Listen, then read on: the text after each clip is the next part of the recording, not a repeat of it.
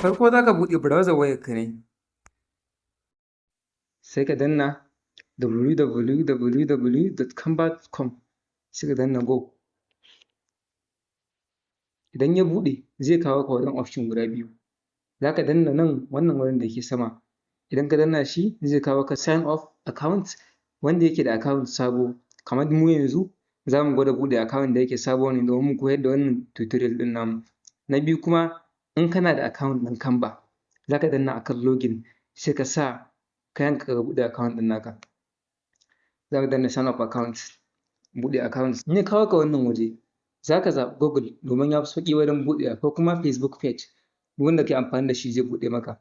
Danna continue with Google, continue with Google. Sai ka zaɓi Gmail ɗinka wanda za ka buɗe account ɗin naka da shi.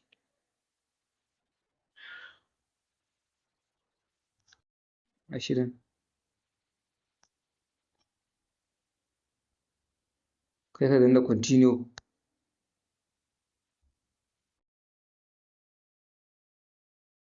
Idan ya gama loading zai buɗe maka wani shafi wanda nan gurin za ka zaɓa. Idan kana da kamfani za ka cike large company, in kana da ƙaramin sana'a za ka cike da small business, in kana da malami ne kai za ka sa for teacher, in ɗalibi ne kai for student. Haka idan ka buɗe saboda wani amfani na kanka za ka saka personal account use.